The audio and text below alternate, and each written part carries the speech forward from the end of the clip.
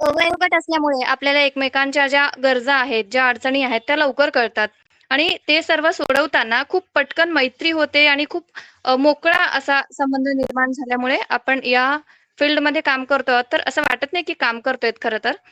एकमेकांना हेल्प करतोय असं वाटतं आम्हाला.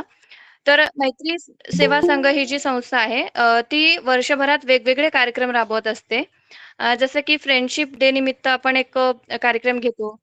त्याच्यामध्ये करमणुकीचे वेगवेगळे इव्हेंट्स होतात. त्याचबरोबर आपण मैत्री महोत्सव म्हणून दरवर्षी एक कार्यक्रम घेतो. त्याच्यामध्ये डिसेबल आणि नॉन डिसेबल आता इथे पण वेगळे पण आहे. कारण तुम्हाला सगळ्यांना माहिती आहे, एकतर डोळस लोकांसाठी स्पर्धा असतात किंवा एकतर अंध व्यक्तींसाठी स्पर्धा असतात.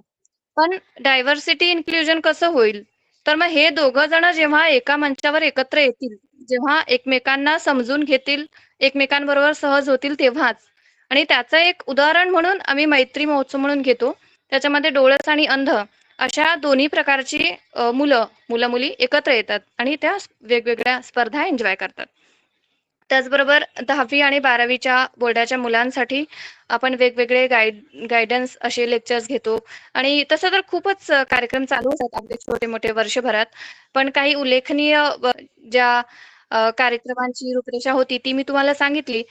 त्या व्यतिरिक्त अधून-मधून वेगवेगळे आपले कार्यक्रम होत असतात.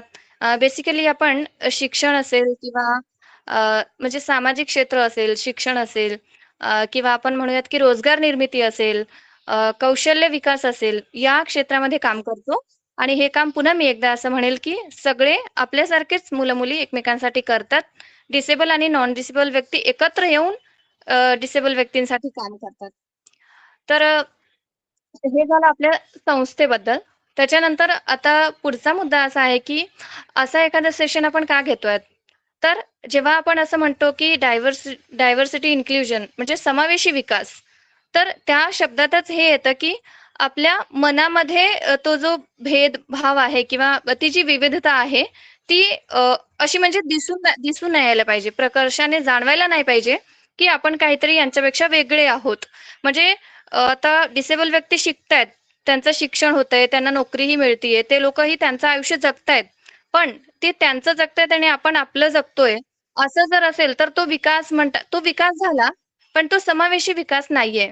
आणि जर आपल्याला समाधानी आयुष्य जगायचं असेल आणि आपल्याला एकमेकांसोबत मिळून काहीतरी करायचं असेल, तर आपल्याला समावेशी विकासाची गरज आहे. आणि समावेशी विकास तेव्हाच होईल, की जेव्हा आपल्या मनात ही दरी राहणार नाही, की ते डिसेबल आहेत, आपण नॉन डिसेबल आहोत किंवा आम्हालाही असं वाटलं नाही पाहिजे, की ओके ती व्यक्ती डोळस आहे आणि आपण अंध आहोत. म्हणजे ही जी भावना आहे, ती जेव्हा हळू पुसली जाईल, तेव्हा खऱ्या अर्थाने आपला विकास होतोय असं वाटेल. तर फॉर एक्झाम्पल आता आपण वेगवेगळ्या ठिकाणी फिरायला जातो. ठीक आहे, आपले डोळस मित्र-मैत्रिणी आणि अंध मित्र-मैत्रिणी एकत्र असतात किंवा आपण वेगवेगळ्या कार्यक्रमानिमित्त भेटतो. पण किती डोळस व्यक्ती असे आहेत, की जे अंध व्यक्तींकडे म्हणजे खऱ्या अर्थाने मैत्री भावनेने पाहून त्यांना ज्या गोष्टी वेळेत सांगायला हव्यात त्या सांगतात.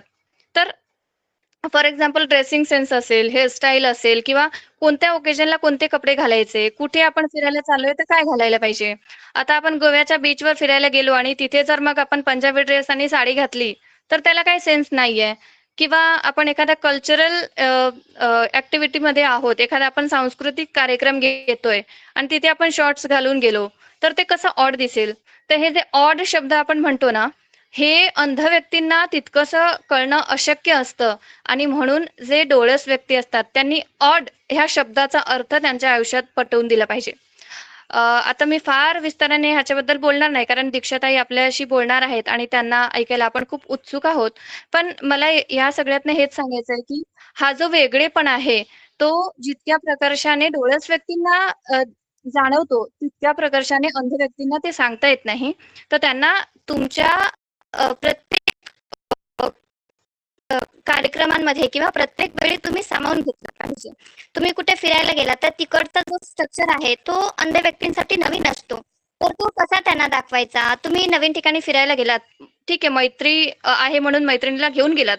पण तिकडचं एखादं फूड तुम्ही एन्जॉय करताय किंवा तिकडच्या काही फेमस वस्तू तुम्ही घेतायत. तर मग त्या गोष्टी पण त्यांना दाखवायला पाहिजे. त्याचा आनंद त्यांनाही घेऊ दिलं पाहिजे. म्हणजे प्रत्येक वेळी जर आपण त्यांना आपलं म्हणजे आपल्यासारखेच आहेत असं गृहीत धरून जर त्यांच्याबरोबर वागलो, तर खऱ्या अर्थाने समावेशी विकास होतोय असं मला वाटेल. आता दीक्षा मॅडम यांच्याबद्दल सांगायचं झालं तर माझ्याकडे इतके शब्द आणि इतकी शब्दरचना नक्कीच नाहीये की मी त्यांचा खऱ्या अर्थाने उल्लेख करू शकेल त्यांच्या कामांची. परंतु एक जबाबदारी म्हणून मी त्यांची ओळख करून देते.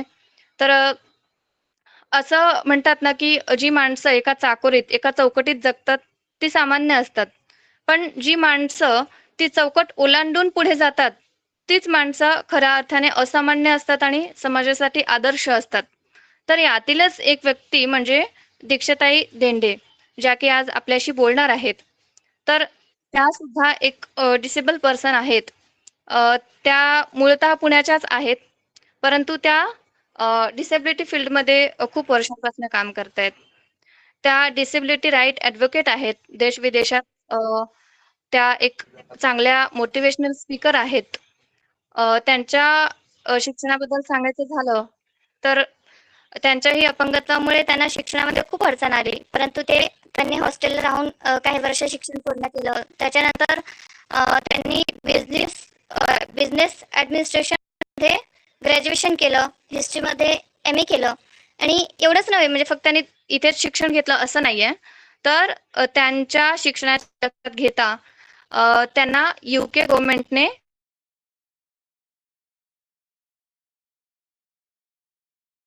त्याचबरोबर त्या यूकेच्या सिसेक्स युनिव्हर्सिटीमधून गव्हर्नन्स डेव्हलपमेंट अँड पब्लिक पॉलिसीमध्ये ग्रॅज्युएशन केलंय. त्यांच्या कामाबद्दल सांगायचं म्हटलं तर त्या एक मोटिवेशनल स्पीकर आहेत आंतरराष्ट्रीय स्तरावरच्या आणि त्यांनी 100हून अधिक शाळा, कॉलेजेस आणि संस्थेमध्ये त्यांची भाषणं दिलेली आहेत. त्यांच्या मोटिवेशनचा इतरांच्या जीवनामध्ये फायदा झालेला आहे. टेडेक्स आणि जो स्टॉक म्हणून चॅनल्स आहेत युट्यूबवर तुम्हाला माहित असेल मोटिवेशनल चॅनल. तर त्याच्यावरती त्यांनी दिलेलं स्पीच त्याला 1 मिलियन पेक्षा जास्त व्ह्यूज आलेले आहेत. त्या गेल्या 8 वर्षांपासून म्हणजे 2016 पासनं डेव्हलपमेंट क्षेत्रामध्ये काम करतायत. त्या यूकेमध्ये एज्युकेशन अँबॅसेडर म्हणून काम करतायत. अ, तर या सर्व कामांची त्यांची दखल घेता भारत सरकारने त्यांना भारत सरकारचा राष्ट्रीय युवा पुरस्कार तसेच महाराष्ट्र सरकारने त्यांना महाराष्ट्र राज्याचा युवा पुरस्कार दिलेला आहे. अशा अनेक पुरस्कारांनी गौरवान्वित झालेल्या आपल्या दीक्षाताई देंडे या मुख्यतः डायव्हर्सिटी इन्क्लुजन वरती काम करतात. त्याचबरोबर त्या एक्सेसिबिलिटी इन्फ्रास्ट्रक्चर क्षेत्रामध्ये काम करतात. बेसिकली एज्युकेशन क्षेत्रामध्ये त्यांना देश-विदेशात जे काही करता येईल ते त्या करत असतात. तर त्यांचं जे काम आहे ते खूप मोठं आहे. ते काय आता मला सांगून तुम्हाला कळणार नाही किंवा त्यांच्या कामाची जी दशा-दिशा आहे, ते त्याच आपल्याला चांगल्या शब्दात सांगू शकतील असं मला वाटतं. तर आता अधिक वेळ न दवडता आपण दीक्षाताईंशीच थेट बोललं पाहिजे. परंतु जाता-जाता मी दीक्षाताईंबद्दल एवढंच म्हणेल, की जो हो चुका है, उसे सोचा नहीं करते. जो हो चुका है, उसे सोचा नहीं करते. जो मिल चुका है, उसे खोया नहीं करते. और सफलता तो उन्हें ही मिलती है, जो वक्त और हालातों पर रोया नहीं करते. तर अशा या आपल्या सर्वांच्या आदर्श दीक्षाताई देंडे आता आपल्याशी बोलतील. त्यांचं मी आपल्या या मैत्रीच्या ऑनलाईन मंचावरती सर्व मैत्री परिवाराकडून मनापासून स्वागत करते आणि आमंत्रित करते दीक्षाताई देंडे यांना. धन्यवाद. थँक्यू वर्षा. खूप छान बोललीस. तुझा आवाज फार सुंदर आहे. थँक्यू नितीन, सत्यजित आणि बाकीचे फ्रेंडशिप सोशल फाउंडेशनचे सगळेजण. मला आवडेल तुमच्याशी या गप्पा करायला. मी मागे सुद्धा म्हटलेलं होतं आणि पुन्हा तुम्ही मला ही संधी दिली त्यासाठी थँक्यू. सो आजचं सेशन आपलं आहे डिसेबिलिटी एटिकेट्सवर. माझा प्रवास ॲज अ डिसेबल्ड विमेन हा जो होता त्यात बऱ्याचशा गोष्टी ट्रायल अँड एररवर होत्या ज्या की प्रत्येकाच्या आयुष्यात घडलेल्या असतील. म्हणजे ट्रायल अँड एरर म्हणण्यापेक्षा लर्निंग आणि अनलर्निंग आणि पुन्हा रिलर्निंगचा हा भाग होता.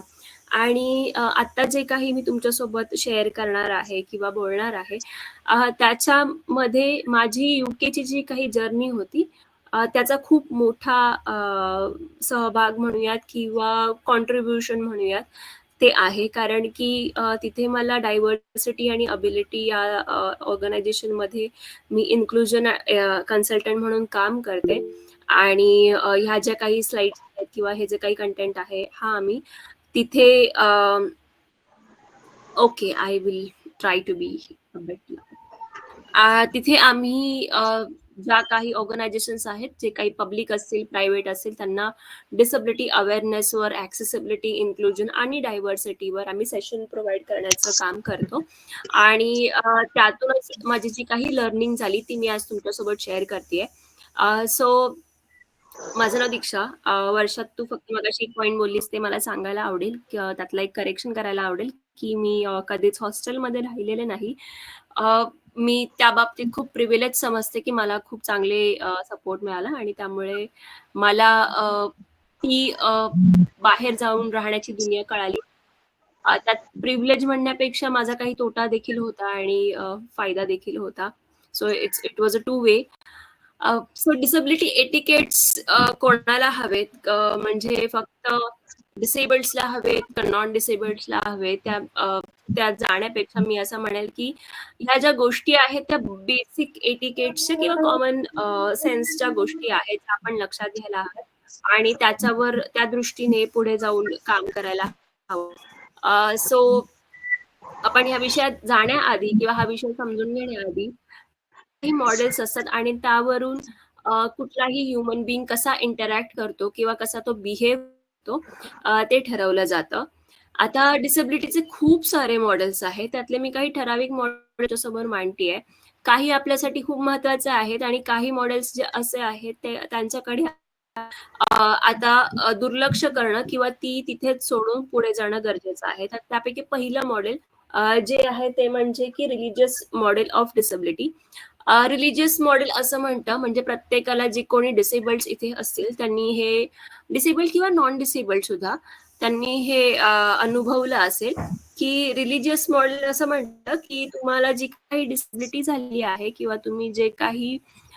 जन्म घेतलेला आहे डिफॉर्मिटी आपण इथे कोट करूयात ती तुम्हाला तुमच्या मागच्या जन्मातल्या कर्मांमुळे मागच्या जन्मी तुम्ही जी काही पाप केलेली आहे त्याच्यामुळे झालेली असते आणि त्याच्यामुळे काय होतं की आपण म्हणतो ना एखाद्या गोष्टीचं दैवतीकरण केलं किंवा एखाद्या गोष्टीला कुठल्या तरी अंधश्रद्धा श्रद्धेमध्ये अडकवलं प्लीज अनम्यूट युअर माईक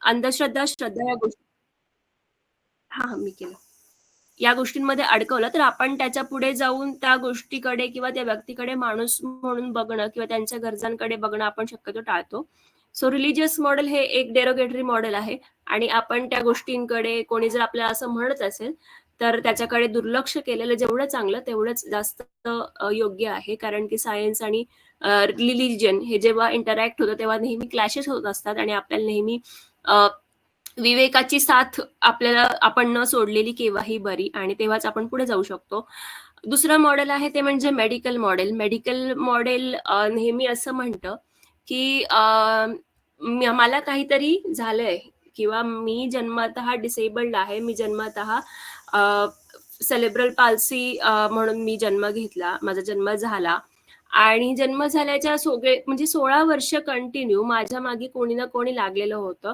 का तर त्यांना माझी कंडिशन फिक्स करायची होती म्हणजे माझ्यात काहीतरी चुकी होती माझ्या बॉडीमध्ये काहीतरी गोष्ट होती जी बिघडलेली होती आणि त्यांना ती फिक्स करायची होती ती फिक्स करणं म्हणजे काय की मला चालता जर आलं तर म्हणजे मी परफेक्ट ह्युमन जो कोणी असतो त्याच्या पद्धतीने मी वागेल किंवा त्याच्या पद्धतीने माझं राहणं खाणं पिणं असेल आणि मला कुठल्याही अडचणी येणार नाही बरेचदा असं होतं की मेडिकल मॉडेलमुळे खूप साऱ्या गोष्टी किंवा खूप सारे आजार जे आहेत ते क्युअर होण्यास मदत होतात नो डाऊट पण बरेचदा असंही होतं की एखाद्या गोष्टीवर कशाचाच इम्पॅक्ट होत नाहीये तरी पण आपण ती गोष्ट अगेन अँड अगेन त्याच्यावर एफर्ट्स घेत जातोय म्हणजे उदाहरणार्थ माझं देते मी मगाशी म्हटलं की 16 वर्ष माझ्यावर ट्रीटमेंट करण्यात आली आणि त्या 16 वर्षाच्या कालखंडात मी जेव्हा मागे जाऊन बघते तेव्हा मला असं दिसतं की माझी कंडिशन जी काही होती ती सुधारण्याच्या ऐवजी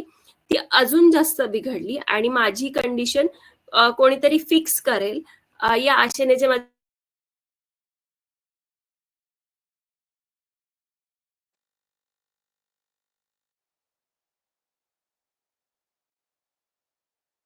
फिरलं गेलं आणि माझी कंडिशन अजून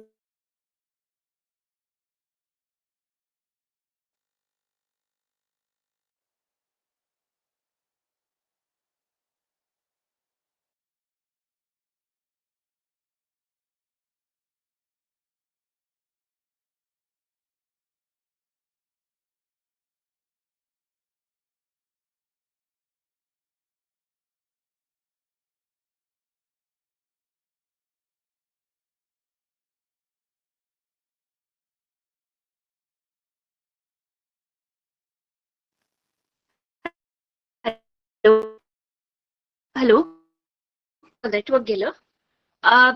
तर हो, चॅरिटी मॉडेल असं सांगतं, की जे काही इंडिव्हिज्युअल्स आहेत, जे कोणी डिसेबल्ड व्यक्ती आहेत, ते विक्टिम्स आहेत आणि विक्टिम्स म्हणजे काय, त्यांना मदतीची गरज आहे आणि त्यामुळे बरेचदा आपण काही चॅरिटी ऑर्गनायझेशन्सकडे जेव्हा बघतो, तेव्हा असं दाखवलं जातं, की डिसेबल्ड व्यक्तींना समोर आणलं जातं आणि मग त्यांच्या डिसेबिलिटीकडे बघून लोकं सिम्पथी देतात, पिटी म्हणजे व्यक्त करतात, की "अरे, अरे, काय झालं?" आणि मग त्याच्यामुळे ती गोष्ट आपण जर डेप्थली दाखवली तर 4 पैसे जास्त मिळतात. तर चॅरिटी ऑर्गनायझेशनचं पण सेम मेडिकल मॉडेलसारखं आहे. म्हणजे प्रत्येक चॅरिटी जी केली जाते ही चांगलीच असते असं नाही. बरेचदा ह्या पिटी किंवा सिम्पथी मिळवण्याच्या नादात आपण माझ्यामध्ये म्हणजे मला समोर आणणं आणि दाखवणं, की "अरे, ही बघा ही डिसेबल्ड आहे आणि हिला मदतीची गरज आहे." सो एक प्रकारे तुम्ही निगेटिव्हिटी तयार करताय त्या माणसाच्या मनात, समोरच्याच्या मनात किंवा नेहमी कोणीही डिसेबल्ड इंडिव्हिज्युअल तो इंडिपेंडंट व्हायचा त्याने प्रयत्न जरी केला, तरी त्याला तुमच्या मदतीशिवाय कोणी त्याचं काही म्हणजे त्याचं काहीही होऊ शकत नाही. ही नेहमी एक इमेज तुमच्या डोक्यात राहते. सो चॅरिटी मॉडेल सुद्धा थोडंसं प्रॉब्लेमॅटिक होतं कधी-कधी. नेक्स्ट मॉडेल आहेत ती 2 मॉडेल आपल्यासाठी खूप महत्त्वाची आहेत. पहिलं म्हणजे सोशल मॉडेल ऑफ डिसेबिलिटी आणि सेकंड म्हणजे human rights model of disability. Human rights model of disability हे रिसेंट मॉडेल आहे. त्यामुळे त्याच्यामध्ये अजूनही त्याच्यावर डिस्कशन चालू आहे. त्याच्यावर बरेचसे रिसर्च पेपर अजून लिहिले जात आहेत आणि ते कसं वर्क होईल, कसं नाही वर्क होणार ते अजूनही पाहिलं जात आहे. पण आपण आधी सोशल मॉडेलकडे बघूयात. सोशल मॉडेल असं म्हणतं, की individuals are disabled by the societal barriers. आता उदाहरणार्थ मी माझ्या घराच्या पहिल्या मजल्यावर राहते. माझ्या घराला लिफ्ट नाहीये. घराला 20 पायऱ्या आहेत. ठीक आहे. मी तुमच्यासमोर बसली आहे. मला वाटत नाहीये मी आत्ता बसताना मी डिसेबल्ड आहे.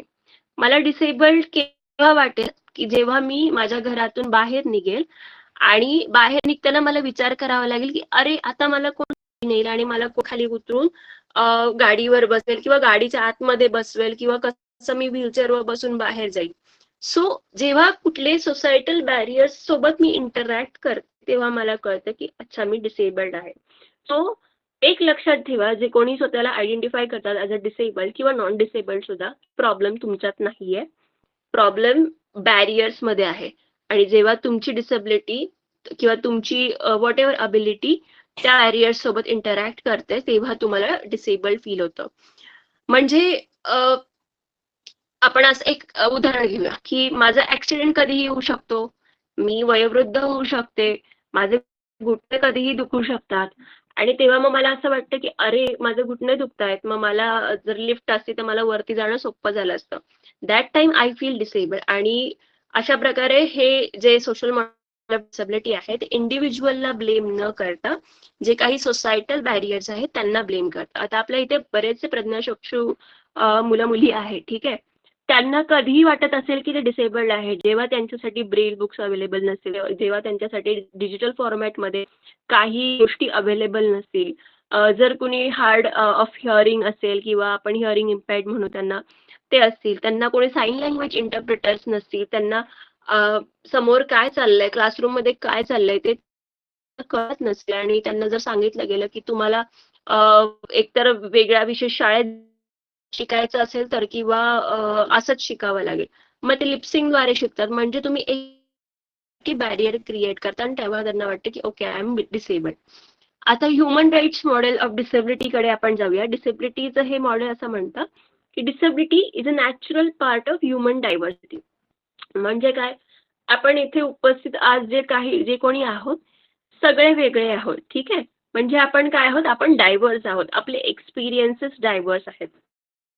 Must be respected and supported. Disabled people have the same rights as everyone else. असं human rights model of disability सांगते की सगळ्यांना जे कोणी डिसेबल्ड आहेत त्यांना इतरांप्रमाणेच सेम ह्युमन राईट्सचे किंवा जे काही मानवी हक्क आहेत तेच सेम आहेत. आता मी जेव्हा म्हणते की आपण ह्युमन हे सगळे नॅचरली डायव्हर्स आहोत, तेव्हा आपण एक गोष्ट नेहमी लक्षात घ्यायची आहे, इंटरसेक्शनॅलिटी. म्हणजे काय रे की मी स्वतःला आयडेंटिफाय करते मोबिलिटी इम्पेअर्ड म्हणून. म्हणजे मला मोबिलिटीचे चॅलेंजेस आहेत, मी एक महिला आहे, मी एक स्त्री आहे आणि मी डिसेबल्ड आहे. माझे जे काही अनुभव असतील ते माझ्या सेम म्हणजे जी कोणी मुलगी असेल जी डिसेबल्ड असेल आणि तिला सुद्धा मोबिलिटी चॅलेंजेस असतील तिच्यापेक्षा वेगळे असतील, कारण की आमचं बॅकग्राऊंड वेगळं आहे, आमचं स्कूलिंग वेगळं झालेलं आहे. सेम विथ इथं कोणीही जे व्हिज्युअली इम्पेअर्ड आपले मित्र आहेत, मैत्रिणी आहेत, त्यांचे सुद्धा प्रत्येकाचे अनुभव हे वेगवेगळ्या घटकांनी विभागले गेलेले आहेत आणि त्यामुळे ते डायव्हर्स आहेत.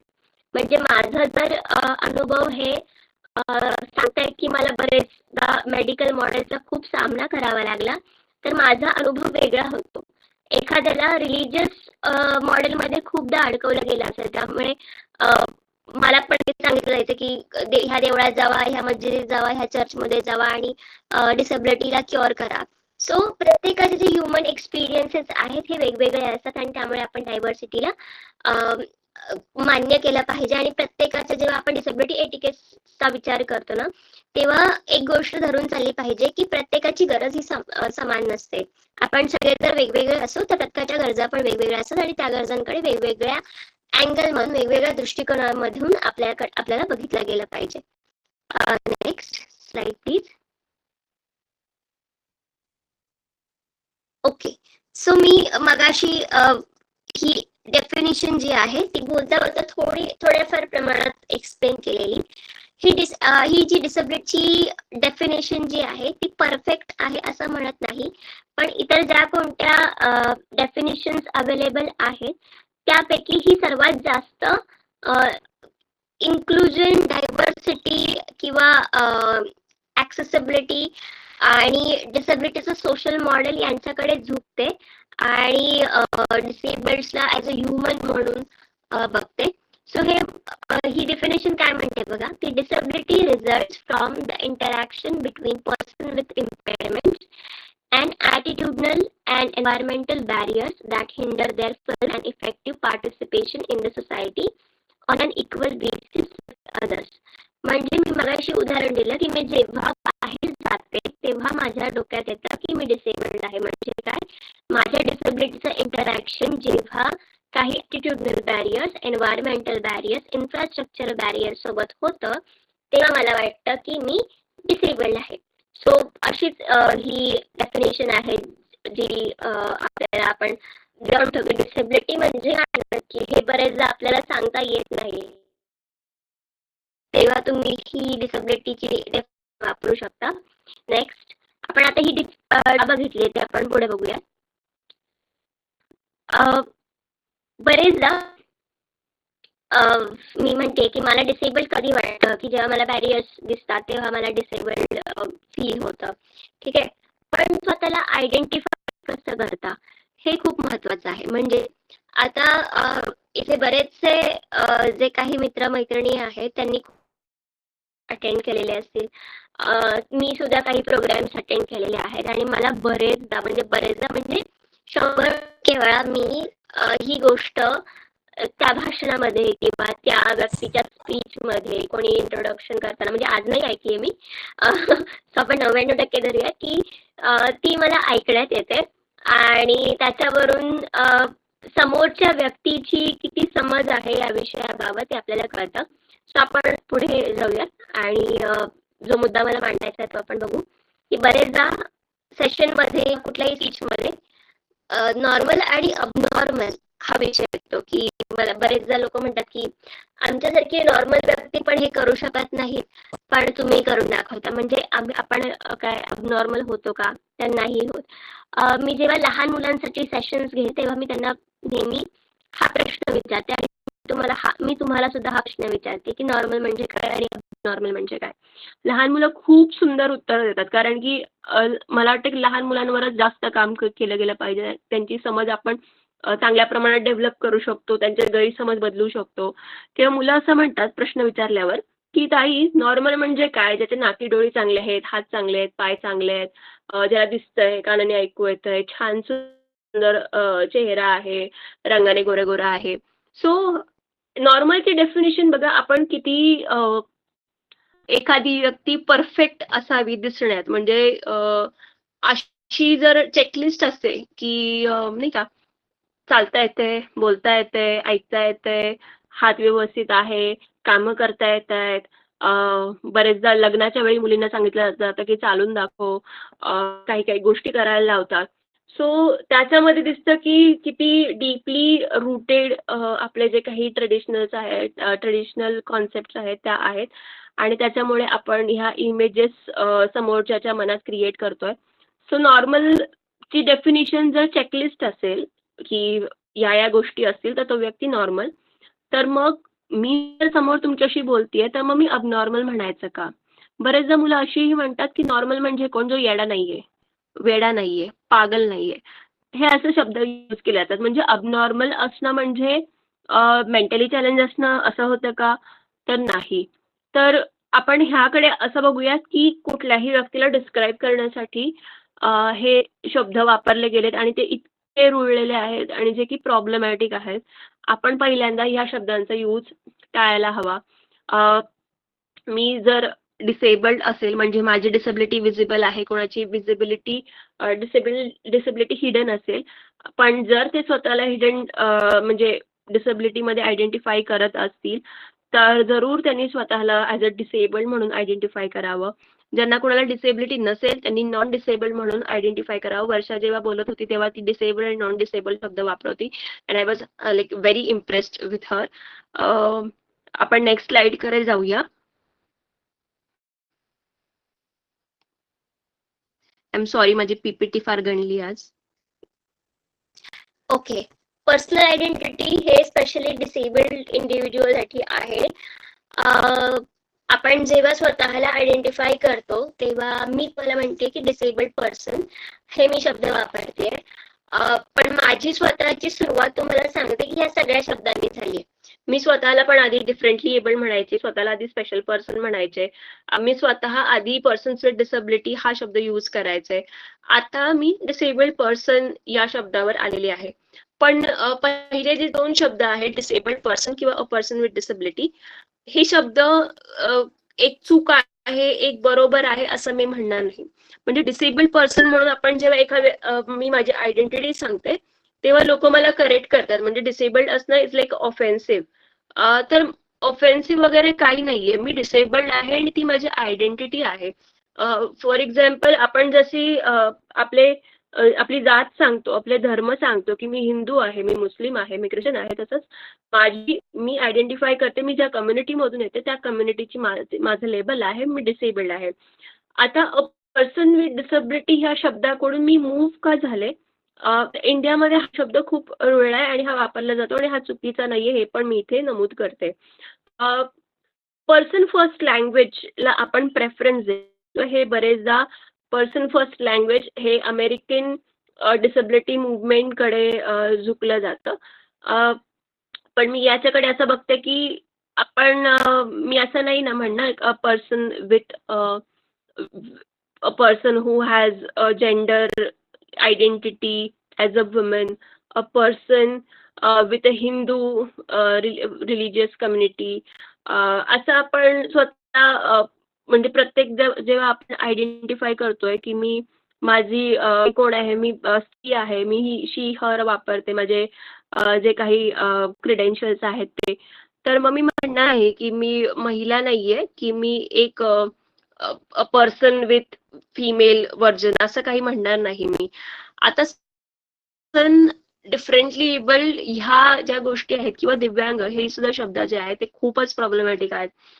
स्पेशल पर्सन म्हणजे काय किंवा गॉड्स फेवरेट चाइल्ड म्हणजे काय? आपण सरळ समोरच्याला प्रश्न विचारा की जर मी देवाची, जर तुम्ही म्हणताय देव आहे आणि जर मी देवाची खरंच स्पेशल चाइल्ड असेल, तर त्यांनी मला ही suffering on the first place दिलीच नसती. मला जो काही त्रास होतो, मला जे काही डिस्क्रिमिनेशन, जो काही ट्रॉमा फेस करावा लागतो, हा माझा आहे आणि तो खूप वाईट आहे. आणि त्यात स्पेशल असं काही नाहीये, कारण की मी माझ्या दुश्मनाला सुद्धा ही गोष्ट त्याने अनुभवावी असा मी विचार करत नाही. त्यामुळे त्यात स्पेशल असं काही नाही, ही तुम्हाला उत्तरं देता आली पाहिजे. डिफरंटली एबल्ड म्हणजे पण सेम. म्हणजे अरे जेवताना मी अशीच नाही जेवत. मी कुठल्याही गोष्टी डिफरंटली नाही करत. तुम्ही जसं करता तसंच मी त्या गोष्टी करते. भलेही तुम्हाला एखादी गोष्ट करायला 5 मिनिटं लागत असतील, कपडे घालायला 5 मिनिटं लागत असतील, तर तिथे मला 10 मिनिटं लागतात, 15 मिनिटं लागतात. पण याचा भाग ह्याचं रिलेशन माझ्या मोबिलिटीशी आहे. याचं रिलेशन माझ्या डिसबिलिटीशी आहे, ना की मी गोष्टी डिफरंटली करते म्हणून मी डिफरंटली एबल्ड आहे असं आपण म्हणून डिसेबिलिटीला पुन्हा इथे शून्य करतोय.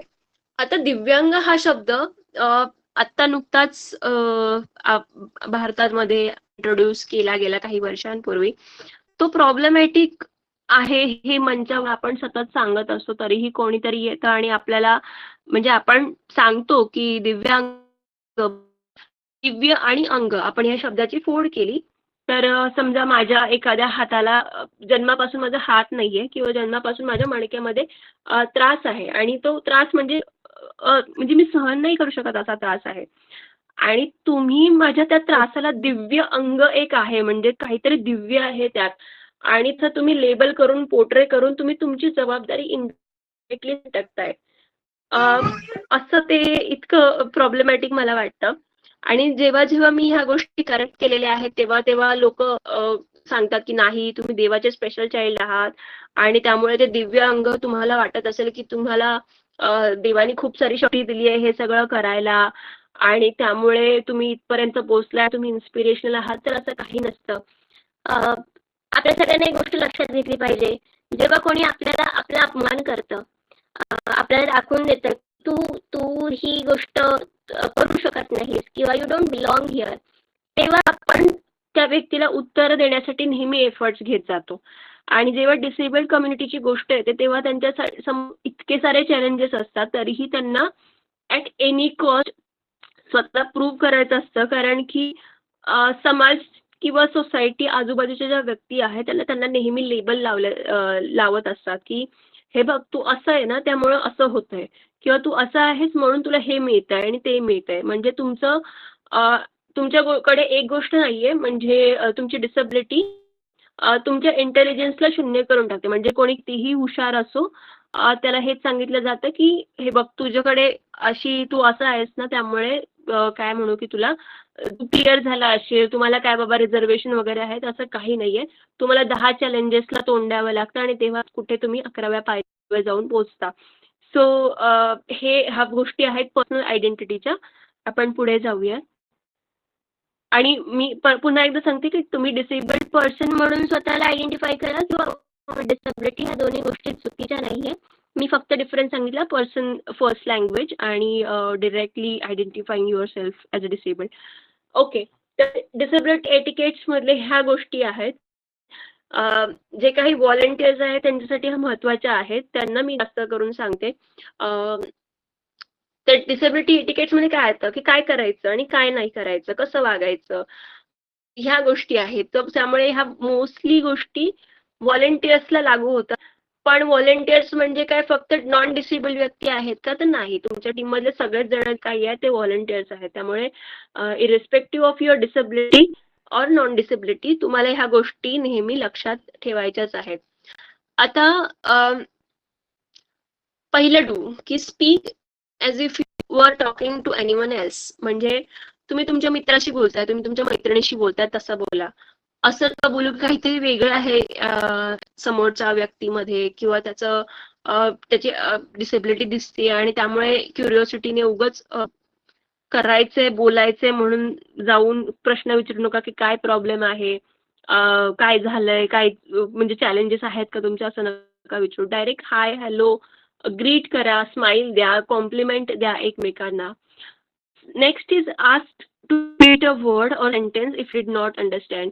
तुम्हाला जर एखाद्या व्यक्तीचा बोलताना काही शब्द कळला नसेल तर विचारा, सेंटेन्स रिपीट करायला लावा जर तुम्हाला समजलं नसेल तर. इतकं सोपं आहे. आणि असं काही नाही रे, आपण विचारतो ना आपल्या मित्रमैत्रिणींना की अगं कळलं नाही काय, तर आपण तसंच समोरच्याला विचारायचं आणि तसंच आपण एक मित्रमैत्रिणींप्रमाणे त्यांना सुद्धा ट्रीट करायचंय. Speak directly to us even if we have a interpreter or companion.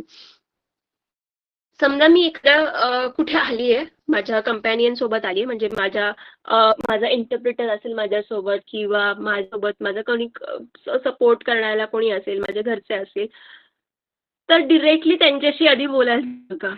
Directly माझ्याशी बोला, कारण की प्रोग्राम माझ्यासाठी आहे. तर माझ्या गोष्टी मला ॲड्रेस केलं गेलं जाणं हे महत्त्वाचं आहे. तुम्ही माझ्याऐवजी समोरच्याशी जाऊन बोलताय किंवा माझ्या कंपॅनियनशी, इंटरप्रिटरशी जाऊन बोलताय, तर ते माझ्यासाठी एक प्रकारे काय म्हणूयात आपण, थोडंसं मोटिवेट न केल्यासारखं, पण काय मला शब्द आठवत नाही, आय एम सॉरी, की डिमोटिवेट केल्यासारखं आहे ते. नेक्स्ट खूप महत्वाचं आहे, don't move someone without permission. Wheelchair वर समजा मी बसलेली आहे, बरेचदा काही काही प्रोग्राम मध्ये होतं की कोणीतरी येतं आणि डायरेक्टली तुम्ही परमिशन नसताना तुमची व्हीलचेअरला हात लावून कुठे हलवतात त्यांना. बरेचदा मी पाहिलंय काही प्रोग्राम मध्ये, मी जेव्हा जाते माझ्या व्हीलचेअरचे जे काही हँडल्स असतात त्यावर माझ्या शेजारी जे कोणी बसलेलं असेल ते असं बसतात आणि त्याच्यावर हात ठेवतात किंवा त्याच्यावर असं रेलून उभं राहतात.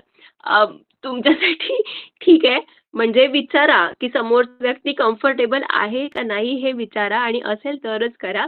अदरवाईज म्हणजे परमिशन घ्या please. Consent is very important.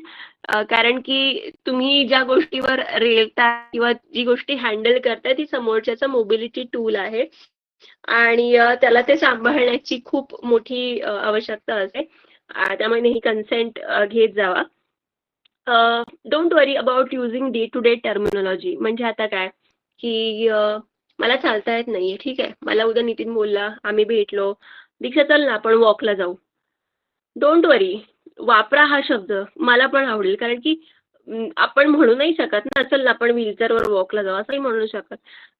आपण आपल्या समजा एका व्हिज्युअली इम्पेअर्ड मित्रासोबत बसलोय, मैत्रिणीसोबत बसलोय आणि चल ना आपण हा पिक्चर बघायचा का, तो हे बघणं, चालणं हे डे टू डे टर्मिनॉलॉजीज आहेत आणि त्यांना सुद्धा तेवढंच आवडेल, मला सुद्धा तेवढंच आवडेल जर तुम्ही ती गोष्ट समोरून करत असाल तर. त्यात काही ऑफेंड होण्यासारखं नाहीये.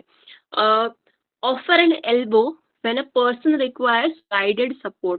समजा कोणाला सपोर्ट हवा असेल तर आधी एल्बोचा वापर करा, खांद्याचा वापर करा त्यांना सपोर्ट करण्यासाठी. आणि जर अगदीच समजा कम्फर्टेबल असेल तर तुम्ही हात पण देऊ शकता आणि तो सपोर्ट समोरच्याला देऊ शकता. Next is PA inclusion while planning आणि ॲक्सेसिबिलिटी मेजर्स. म्हणजे माइंडफुल ऑफ ॲक्सेसिबिलिटी.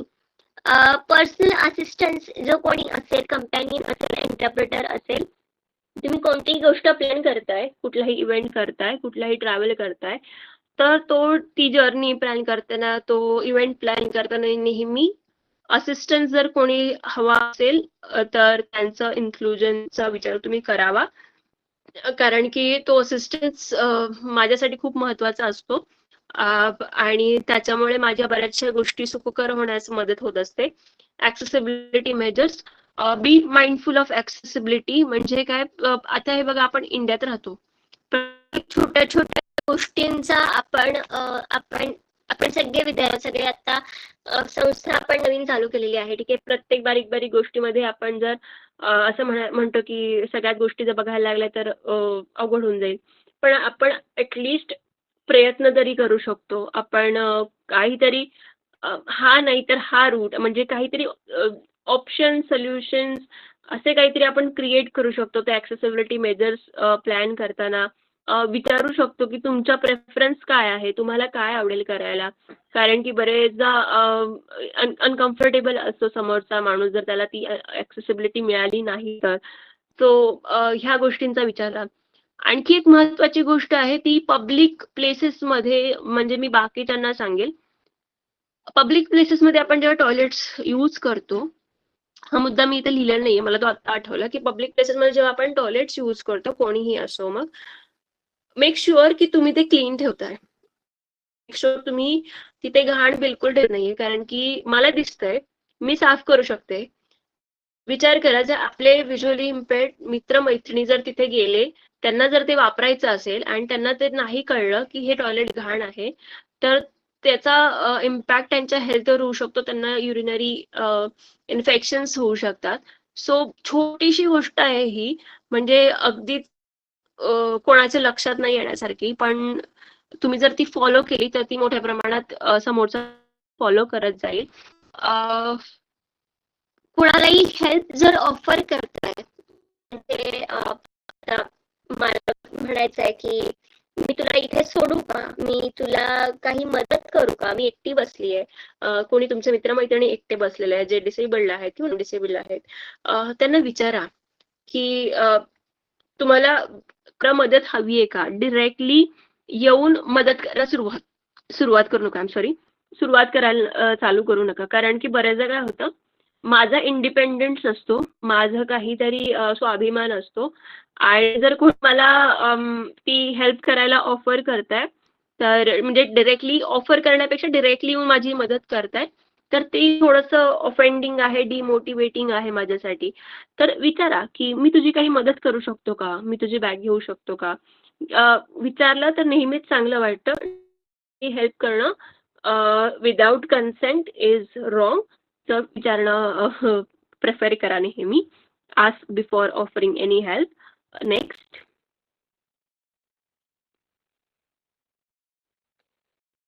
आता आपण डूज बघितले, आता आपण डोंट्स बघूया. ठीक आहे. डोंट्स काही खूप तुम्हाला जास्त रिलेट होतील. Do see things like I suffer from, I am afflicted by, I am wheelchair bound किंवा I am a victim of. Don't say that. Just describe yourself as it is. I am mobility impaired. I am a wheelchair user. I am not wheelchair bound. आता मी wheelchair bound हा शब्द का लिहिलाय सांगते.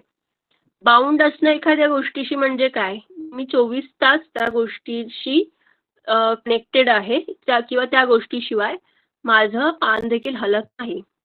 तर तसं नाहीये. मी 24 तास व्हीलचेअर वापरते का? नाही. व्हीलचेअर हा फक्त माझ्या एका मोबिलिटीचा भाग आहे. म्हणजे आपली व्हिज्युअली इम्पेअर्ड जे काही फ्रेंड्स आहेत ते केन वापरतात. ठीक आहे. They are not bound to their cane. ठीक आहे. So they are users of their mobility aid. तर आपण युजर्स म्हणून आज विचार करूयात. मी सफर करतोय, मी सफर करतीये डिसेबिलिटी मधून, असं नको म्हणूयात. हे खूप निगेटिव्ह टर्म्स आहेत आणि त्याच्यामुळे आपण अगेन आपल्याला डिसेबिलिटी असणं हा आपला दोष आहे आणि प्रॉब्लेम आपल्यात आहे असं दिसतं. हे शब्द मी सुद्धा म्हणलेले आहेत बरेचदा आणि त्याच्यावर मी म्हटलं जसं की लर्निंग, रिलर्निंग, अनलर्निंगचा हा भाग आहे. त्यामुळे आपण बरेचदा यूज करतो ना वर्ड, म्हणजे लाईक इथे मी लिहिले काही वर्ड्स, इन्सेन, क्रेझी, नट्स, लोकांना डिस्क्राईब करताना.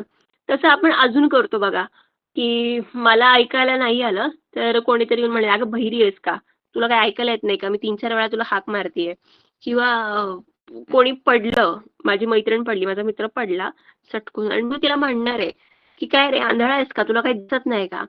मला समजा माझा ऍक्सिडेंट झालाय आणि माझा पाय फ्रॅक्चर आहे, मला एका पायाने चालताच येत नाहीये. मला कोणीतरी येऊन म्हणणार आहे की लंगडा झालास का काय आजपासून. सो हे जे शब्द आहेत, हे जे डेरोगेटरी वर्ड्स आहेत, ते डिसेबिलिटी एखाद्या इंडिव्हिज्युअलला डिस्क्राईब करताना ते खूप ऑफेंडिंग आहेत. आणि जेव्हा तुम्ही आपल्या मित्रमैत्रिणींसाठी हे शब्द वापरताय की काय रे येडा आहेस का, पागल आहेस का, मेंटल आहेस का, तर तुम्ही एखाद्याच्या disability you are making fun of them. तुम्ही त्यांची चेष्टा उडवताय असा त्याचा अर्थ होतो. त्यामुळे हे शब्द वापरणं टाळा. प्रोसेसचा भाग आहे हा. लर्निंग करावी लागेल जर तुम्ही वापरत असाल तर. आणि होऊन जाईल, ते काही अशक्य नाहीये. Next, crouch down or kneel if you would like a child. आता ह्याचा अर्थ काय होतो? काय बरेचदा होतं की मी व्हीलचेअरवर बसलीये, तर खूप सारे मोठे मोठे काका काकू असतात, ठीक आहे, आणि त्यांना जर माझ्याशी बोलायचं असेल ना तर ते माझ्याशी खाली म्हणजे माझ्या लेवलला येऊन बोलतात. आता ते वाईट आहे का? तर नाही, वाईट नाहीये. पण माझ्यासाठी माझ्या व्हीलचेअर लेवल ही बरोबर आहे. म्हणजे मी काहीच करू शकत नाही. मी काही व्हीलचेअरला उभं करू शकत नाही का खाली बसवू शकत नाही तिला. माझी लेवल आहे आणि मी कम्फर्टेबल आहे त्या लेवलमध्ये. भलेही मला तुमच्याशी बोलताना असं वरती तोंड करून बोलावं लागलं तरी. सो जर तुम्ही असं करत असाल, म्हणजे कोणी व्हीलचेअरवर बसलेला आहे, तर त्यांच्यासमोर जाऊन खाली वाकून बसून बोलत असाल, फोटो काढताना असं होतं की कोणी येतं आणि व्हीलचेअरच्या लेवलला आम्ही सेम तुमच्या लेवलला येऊन बसतो. तर दॅट इज नॉट ओके. माझ्या पण लग्नात माझ्या नवऱ्याने स्वतः असं केलेलं होतं. पण अगेन हे शिकवणीचा भाग असतो आणि बरेचदा असं होतं की त्यावेळी ती गोष्ट म्हणजे मी 2022ला लग्न केलं, तेव्हा मला काही प्रॉब्लेमॅटिक वाटली नव्हती. जेव्हा मी यूकेला गेले, जेव्हा मी ट्रेनिंग घेतलं इन्क्लुजनचं आणि जेव्हा मी स्वतः ट्रेनिंग प्रोव्हाईड करायला लागले, तेव्हा मला कळलं की अरे हे प्रॉब्लेमॅटिक पण असू शकतं. म्हणजे ज्या गोष्टी आपल्या इथं ओके असतात, रुळलेल्या असतात, त्या गोष्टी दुसऱ्या ठिकाणी चालतीलच असं नाही. सो विचारा. कन्सेंट समोरच्याचा घेतला तर काही बिघडत नाही. बरेचदा असं पण होतं की समजा तुम्ही उभे आहात आणि मला ऐकू नाही येणार आहे, तर तुम्ही म्हणू शकता की मी खाली बसू का? 1 मिनिट वाकून मी बोलू शकतो का? असं तुम्ही विचारू शकता, ठीक आहे. पुढचा जो मुद्दा आहे तो खूप मोठा मुद्दा आहे. तुमच्याकडून एखादी चूक झालीये. म्हणजे मला समजा मी मगाशी म्हणलं की वर्षा, तू जे बोललीस ते बरोबर बोललीस, पण त्यात थोडंसं एक मला करेक्शन करायचंय बरं का. म्हणजे मी काय केलं, मी तिला करेक्ट केलंय. पण मग ती मला त्याच गोष्टीचा सॉरी ताई, सारखं सॉरी ताई म्हटलं, तर मला नाही चालणार कारण की चूक झाली. मी समजा म्हटलं ना मगाशी की मी चुकून म्हटले कोणाला की वेडा आहेस का? आणि मग मला लक्षात आलं की अरे ही that person my friend is suffering from mental disability किंवा डिप्रेशन आणि मला असे शब्द यूज करायला नाही पाहिजे. आणि मी जर त्याला ओव्हरली सॉरी म्हटलं, मी ओव्हरली अपोलोजाइज केला त्या गोष्टीसाठी, तर समोरची व्यक्ती इरिटेट होऊ शकते. So just say sorry. बोला की पुन्हा नाही होणार माझ्याकडून. I will try to improve. जास्त गेला तर समोरच्या व्यक्तीला चिडू शकतो तो. हे जास्त करून हिडन डिसेबिलिटीजमध्ये जास्त पाहायला मिळतं. So don't overly correct yourself or apologize. लास्टचा जो मुद्दा आहे तो आहे हिअरिंग इम्पेअर्ड साठीचा. Don't shout at some who is deaf or who is hard of hearing or who is like hearing impaired. काय होतं की तुम्ही जेव्हा बोलता ना, समोरच्याला ऐकायला येत नाही म्हणून तुम्ही बोलता, पण तुम्ही आवाज वाढवून बोलता. त्याच्या कानात एक मशीन असतं ज्याच्यामुळे समोरच्याला त्या व्यक्तीला किंवा तिला ऐकू येईल अशी सोय केली जाते त्या मशीन मधून. पण आपल्या जेव्हा आवाजाची पातळी एका लिमिटवर वाढते, तेव्हा ते मशीन थोडं टेक्निकल आवाज करायला लागतं आणि त्या आवाजामुळे त्या व्यक्तीला प्रॉब्लेम होऊ शकतो किंवा ऐकताना अजून त्रास होऊ शकतो. सो बोलताना हळू बोला. तुमचं लिपसिंग खूप मॅटर करतं आणि जास्त ओरडून बोलू नका, ज्यामुळे त्याच्या डिव्हाइसला काही प्रॉब्लेम होऊ शकेल. सो या सगळ्या डिसेबिलिटी एटिकेट्सच्या गोष्टी आहेत. मी म्हणलं तसं की लर्निंग पार्ट आहे, हा प्रोसेस आहे. कोणीही मी असं म्हणत नाहीये की मी काही आता सांगितलंय ते बरोबरच आहे 100% असं मी म्हणत नाहीये. तुमच्याकडे सुद्धा ह्या गोष्टी सोडून अजून काही नवीन गोष्टी असतील ज्या मलाही शिकायला आवडतील, किंवा मी जे काही बोललीये त्याच्यात तुमच्याकडे काही क्रॉस काउंटरचे पॉइंट्स असतील ते मला सुद्धा ऐकायला आवडतील. सो मी असं म्हणत नाहीये की हे जे बोलतेय मी डिसेबिलिटी केसचे तेच मुद्दे परफेक्ट आहेत किंवा तेच तुम्ही फॉलो केले पाहिजेत. हा कॉमन सेन्सचा भाग आहे. हा एटिकेट्सचा भाग आहे. वर्षा मगाशी बोलताना एक खूप छान मुद्दा बोलली, की दिसायचं कसं, काय घालायचे कपडे, कुठल्या इव्हेंटला कसं प्रेझेंट व्हायचं.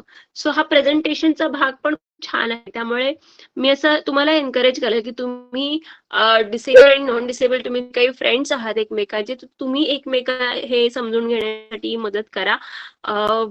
आपण बरेचदा प्रेझेंटेबल कसं राहायचं हे कळत नाही. मला हे माहित नव्हतं.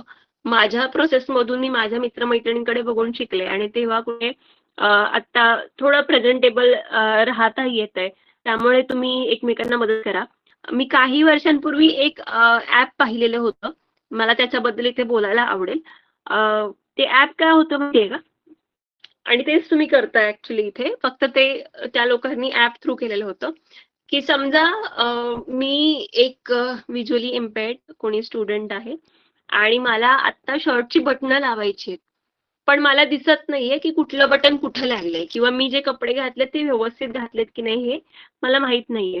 तर त्या ॲपद्वारे ना एक फोन कॉलची सुविधा होती. मग मी जाणार त्या ॲपवर, मी फक्त एक बटन क्लिक करणार आणि त्या ॲपवर ज्यांनी ज्यांनी व्हॉलंटिअरिंगसाठी आपले नंबर दिलेले आहेत, त्या लोकांपैकी एकाला जो कोणी अवेलेबल असेल त्याला फोन जाणार.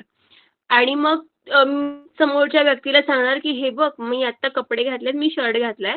तर मला सांगशील का, की हा व्यवस्थित दिसतोय का नाही आणि मी बटणं व्यवस्थित लावली आहे की नाही?" किंवा मी एखादी नोट पकडली आहे आणि ती नोट कितीची आहे मला माहीत नाहीये. तर त्या छोट्या-छोट्या गोष्टींसाठी त्या लोकांनी ॲप बनवलंय. इथे तुम्ही मैत्रीच्या भावनेमधूनच सगळ्यांना एकत्र आणलंय आणि तुम्ही हा धागा इन्क्लुझिव्हिटीचा बांधून दोन्ही हातातलं जे काही अंतर कमी करताय ते लोकं मोठ्या-मोठ्या प्रमाणावर करतात. पण छोट्या प्रमाणावर छोट्या लेव्हलपासून सुरुवात करणं हे जास्त महत्त्वाचं असतं. ग्राउंडपासून म्हणजे टेक्नॉलॉजीच्या सहाय्याने मी कोणाशीही आता बोलू शकेल. पण आपल्या मित्राचा, आपल्या मैत्रिणीचा हातात हात घेऊन तिला जग फिरून आणणं ही खरंच कमालीची गोष्ट आहे. आपल्या मित्र-मैत्रिणींसोबत गप्पा मारा आणि त्यांना ती इक्वालिटी जी काही आहे ती फील करू द्या. तुमच्या मदतीने त्यांचं आयुष्य बॅरियर फ्री होण्यास मदत होईल आणि जर ते बॅरियर रिमूव्ह झाले, तर त्यांनाही कुठे वाटणार नाहीत, की ते कुठे कमी पडतात किंवा काहीतरी त्यांच्यामध्ये कमी आहे. सो आय थिंक माझ्या स्लाइड्स इथे संपलेल्या आहेत. मी पुन्हा एकदा सगळ्यांचे धन्यवाद देते. थँक यू सो मच तुम्ही मला ही संधी दिलीत. तुम्हाला काही प्रश्न असतील, काही बोलायचं असेल, काही शेअर करायचं असेल तर आपण आता बोलू शकतो. Thank you Nitin. Thank you so much पुन्हा एकदा. थँक्यू सो मच दीक्षा.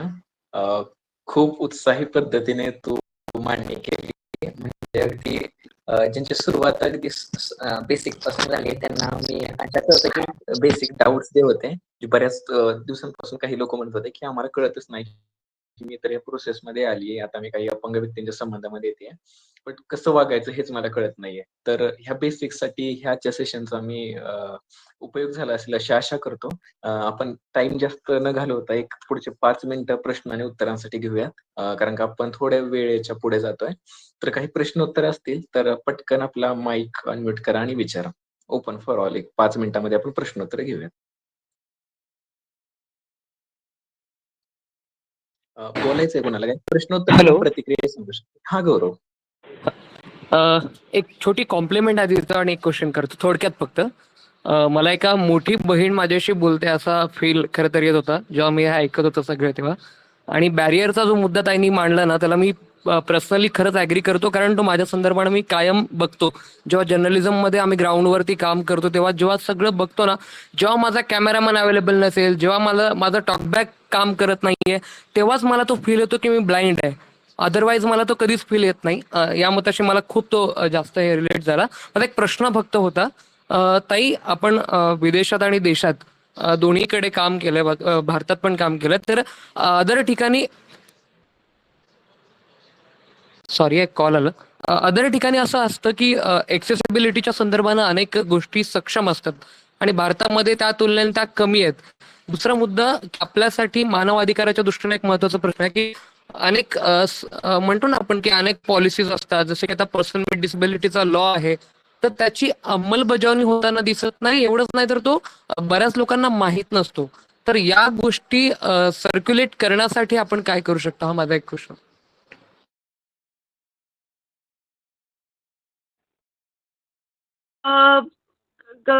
सर्वप्रथम कॉम्प्लिमेंट. दुसरी गोष्ट तुझी म्हणालास की मी काम नाही केलंय, पण मी बाहेर फिरली आहे बरेचदा, काही कॉन्फरन्सेससाठी असो किंवा शिक्षणासाठी असो. मी 2 मुद्दे म्हणजे 2 गोष्टी मी अनुभवलेल्या आहेत किंवा मला त्या फील झालेल्या आहेत. गोष्ट आपल्या इथे कायद्याच्या पळवाटा एकतर खूप साऱ्या आहेत. ठीक आहे. आपल्या इथे पॉप्युलेशन खूप आहे आणि बरेचदा असं म्हटलं जातं की लोकांची 2 वेळच्या अन्नाची मारामार आहे आणि तुमचं काय मध्येच ॲक्सेसिबिलिटी हे याहून त्याहून चाललेलं असतं. तर एक कम्युनिटी म्हणून तुम्ही स्ट्रॉंगली स्वतःला रिप्रेझेंट करणं खूप महत्त्वाचं आहे, पहिला मुद्दा. दुसरा मुद्दा की आपल्या हक्कांसाठी जागरूक असणं. आपल्या ज्या काही गोष्टी आहेत, ज्या काही आपल्या गरजा आहेत, त्यासाठी सतत मागणी करणं, पाठपुरावा करणं. आपल्या डिसॅबिलिटीसाठी अनअपॉलॉजेटिक असणं हे खूप महत्त्वाचं आहे. अ, अजून एक गोष्ट म्हणजे जेवढं आपण बाहेर जाऊ ना, म्हणजे मी जेवढं माझी व्हीलचेअर घेऊन बाहेर जाईल, विदाऊट व्हीलचेअर बाहेर जाईल, तेव्हा माझी व्हिजिबिलिटी वाढेल. आणि जेव्हा माझी व्हिजिबिलिटी वाढेल, जेव्हा मी रस्त्यावर उतरेल, जेव्हा मी कॅफेमध्ये जाईल, जेव्हा मी शॉपिंग करायला जाईल, जेव्हा मी हॉटेलमध्ये जाईल, तेव्हा त्या लोकांना कळेल की अरे डिसेबल्ड सुद्धा येत आहेत की. म्हणजे मी आता पुण्यामध्ये जवळजवळ सगळीकडे जाते, मी शॉपिंग मॉल्सला जाते, मी हॉटेलला जाते, मला कुठलीही गोष्ट ऍक्सेसिबल दिसत नाही. का तर आपल्याला इथे काय वाटतं की डिसेबल कोणी जेवत नाही, डिसेबल शॉपिंग करत नाही, डिसेबल दागदागिने घालत नाही, डिसेबल कॅफेमध्ये येत नाही. ठीक आहे. पण ही आपली चुकी असं आपण मानूयात आणि आपण जास्तीत जास्त व्हिजिबल होऊयात, जेणेकरून समोरच्याला दिसेल की अरे ही लोक पण येतात, ही कम्युनिटी पण येते आणि आपल्याला त्यांना जर सर्व करायचं असेल तर आपल्याला इन्फ्रास्ट्रक्चर प्रोव्हाइड करणं गरजेचं आहे. दुसरी गोष्ट आपल्या इथे खूप प्रकर्षाने जाणवते आणि बाहेर जाणवते ती म्हणजे त्या लोकांनी खूप सारा संघर्ष केलाय. जर डिसेबिलिटी राईट मुवमेंटचा जर तुम्ही बघितलात इतिहास, तर खूप संघर्ष केलाय, रस्त्यावर उतरलेत आणि ती नेहमी एकजुटीने राहिलेली आहेत. त्यामुळे कुठलीही प्लॅनिंग करताना, कुठलीही बिल्डिंग उभारताना नेहमी डिसेबिलिटी मेजर्सचा विचार केला जातो. इथे तो केला जात नाही. त्या गोष्टी नेहमी चेकलिस्ट मधून कशा वगळण्यात येतील आणि आपल्या म्हणजे खर्च कसा कमी करता येतील हे नेहमी बघितलं जातं आणि त्यामुळे आपल्याकडं एखादी घटना झाल्यानंतर विचार केला जातो की अरेच्या इथे रॅम्प असतं तर, इथे लिफ्ट असती तर. पण त्या गोष्टीकडे जेव्हा सगळ्यांच्या गरजा म्हणून बघितलं जाईल, एका कम्युनिटीच्या गरजा म्हणून नाही, तेव्हाच तो बदल होऊ शकेल. म्हणजे रॅम्प लागत, बाबा गाडीला पण लागतो, सुटकेस सोडायला पण लागतो, तुला टू व्हीलर न्यायची असेल तेव्हा पण लागतो. सो अशा गोष्टी आहेत आणि आपण या दृष्टीने विचार करायला हवा त्याबद्दल.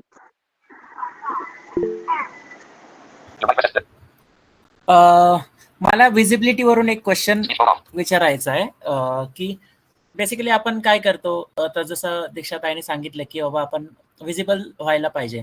तर जनरली काय होतं की आपण जातो इकडे कॉलेजेसमध्ये जातो, स्कूल्समध्ये, मॉल्समध्ये किंवा अजून एअरपोर्ट्सवरती, रेल्वे स्टेशन्सवरती. तर तिकडे आपण व्हिजिबल म्हणजे काय करतो, स्वतःला आपण एक हाईड करतो. ते हाईड कसं करतो किंवा माझा फोन डिस्कनेक्ट झाला. हॅलो, आवाज येतोय? कॉल डिस्कनेक्ट झालेला. तुम्ही पुन्हा एकदा प्रश्न घ्या. पुन्हा एकदा प्रश्न सांगा. ओके. व्हिजिबिलिटी वरून माझा प्रश्न आहे बेसिकली की व्हिजिबिलिटी मध्ये काय होतं जनरली, की आता जसं आपण खरं तर डिसेबिलिटी ऍज अ म्हणजे कम्युनिटी म्हणून आपण एकत्र यायला पाहिजे किंवा व्हिजिबल व्हायला पाहिजे. तर ह्याच्यामध्ये जनरली काय होतं की आपण हाईड करतो स्वतःला, की बाबा सपोज आता मी व्हिज्युअली इम्पेअर्ड आहे, तर मी केन न घेताच मॉलमध्ये जाईल कारण का बाबा मी कसा दिसेल केन घेतल्यावर, किंवा मी एअरपोर्टवर जाताना पण केन न घेता जाईल, रेल्वे स्टेशनवरती, किंवा मी म्हणजे मुद्दामून स्वतःला ऍज अ डिसेबल्ड म्हणून हाईड करण्याचा जेव्हा प्रयत्न करतो, तर त्या अशा गोष्टींमुळे जे आपलं नुकसान होतं, तर त्याच्याबद्दल अवेअरनेस येण्यासाठी आपण नेमकं काय करू शकतो? अवेअरनेस म्हणण्यापेक्षा हे बघ, मी पण हे केलंय. मी वयाचे 22 वर्ष व्हीलचेअर नाही वापरली. का तर मी व्हीलचेअर वापरले तर लोक माझ्याकडे बघतील, हसतील आणि मला प्रश्न विचारतील काय प्रॉब्लेम आहे. ठीक आहे. पण याने काय केलं, मी स्वतःचं नुकसान करून घेतलं, स्वतःची मोबिलिटी रिस्ट्रिक्ट केली. जर तुम्ही तुमच्या मोबिलिटी एड्स कडे जे काही इन्स्ट्रुमेंट्स आहेत त्यांच्याकडे एक मदतीची साधनं म्हणून जोपर्यंत पाहत नाही तोपर्यंत हा बदल नाही होणार. म्हणजे आपल्या घरी आपण अजून पाटावर वापरतो का? नाही वापरत. आपण मिक्सर वापरतो का? आपलं आयुष्य सुकर होण्यासाठी. तसंच जर आपण प्रत्येकाने डोक्यात हे गोष्टी बिंबवल्या की आपल्या मोबिलिटी टूल्स, आपले मोबिलिटी इन्स्ट्रुमेंट जे काही आहेत, केन असेल, माझी व्हीलचेअर असेल किंवा कोणाचं हिअरिंग इम्पेअर्डचं इन्स्ट्रुमेंट असेल, ज्या काही गोष्टी आहेत ते तुमचं आयुष्य चांगलं करण्यासाठी, बेटर करण्यासाठी बनवलेले आहेत आणि त्याचा तुम्ही जास्तीत जास्त फायदा करून घ्यावा. सो लार्ज प्रमाणात तुला काही करता येईल का? तर मला माहित नाही. माझ्या परीने मी जेवढं लोकांशी बोलता येईल, जेवढं त्यांना अवेअर करता येईल, माझ्या एक्सपिरियन्स मधून ते सांगण्याचा प्रयत्न करेल. अजून मोठ्या प्रमाणावर काय करता येईल ह्याच्याकडे माझ्याकडे आता उत्तरच नाहीये. तर मी इतकं काही सांगू शकणार नाही. पण विजिबिलिटी जेवढी तुम्ही वाढवाल, समजा तू केन घेऊन गेलायस, तेव्हा त्यांना कळेल की अरे इथे टेक्टाइल्स, ज्या काही टाइल्स होत्या ज्या गरजेच्या होत्या त्या आम्ही बसवल्याच नाही. तेव्हा त्यांच्या लक्षात येईल की आपल्याला हे मेजर्स करणं गरजेचं होतं. आणि जर अगदीच खूप प्रॉब्लेम होत असेल तर कायद्याचा तुम्ही नेहमीच सपोर्ट घेऊ शकता. कोणी लॉयर मित्र असले तर तुम्ही नेहमी खूप साऱ्या PIL दाखल झालेल्या आहेत कोर्टामध्ये एक्सेसिबिलिटी मेजर्सच्या संदर्भात, तर त्या रेफर करू शकता आणि समोरच्या जी काही बिल्डिंग आहे, इन्फ्रास्ट्रक्चर आहे त्यांच्यावर ऍक्शन घेऊ शकता आणि त्यांना तुम्ही you can like force them to implement these measures. एवढं कारण तुम्ही करू शकता. याच्यामध्ये माझा एक ऍड ऑन म्हणून मला एक छोटासा एक्सपिरियन्स आला होता की मी कधी कधी ऑफिसला जाताना, म्हणजे आता मी नेहमीच केन घेऊन जातो ऑफिसला जाताना, म्हणजे 100% माझ्या हातात व्हाईट केन असतेच असते. तर जनरली मी पुण्यात जेव्हा कॉलेज डेजनं जायचो किंवा कुठे जायचं तर त्यावेळी रस्ता क्रॉस करताना मला भीती वाटायची केन नसेल तर, आणि शिवाय माझ्यासाठी कोणती गाडी झेब्रा क्रॉसिंग असून पण थांबायची नाही. पण आता ऑफिसला जाताना मी हे नोटीस करतो की जेव्हा माझ्या हातात केन असते त्यावेळी अगदी मर्सिडीज असो किंवा BMW कोणतीही गाडी असू दे, ते जनरली थांबतात आणि माझ्यासाठी ट्रॅफिक पण थांबवतात.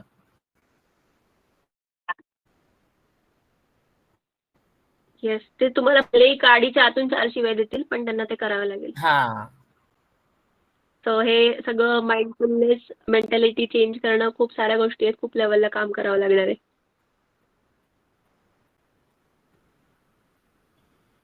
कोणीतरी इनबॉक्स मध्ये काहीतरी लिहिलेलं होतं, मी ते वाचेपर्यंत गायब झालं. मला कोणी पाठवाल का ते?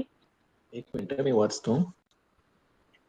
हो, कन्सर्न हो. घ्यावा समोरच्याचा व आपली मदत पुढच्यावर लादली जाते का हे स्वतःला विचारून हे नवीन काहीतरी स्वतःमध्ये बदल करण्यात मिळालं. अच्छा, एक प्रतिक्रिया आली आपल्याकडे राघवेंद्र चौगुले यांची. अच्छा, अच्छा. येस.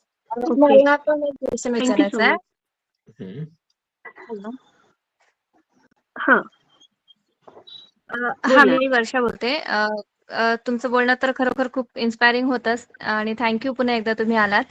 बट मला क्वेश्चन असं विचारायचं आहे. इट मीन्स मी ना तुमची प्रोफाईल पण थोडी घाईगडबडीत वाचली आणि मला असं वाटलं की तुम्ही हॉस्टेलमध्ये शिकलात, पण तुम्हाला हॉस्टेलमध्ये शिकायला सांगितलं होतं, असं होतं त्याच्यामध्ये. मी नाही परत गं. वाचलं.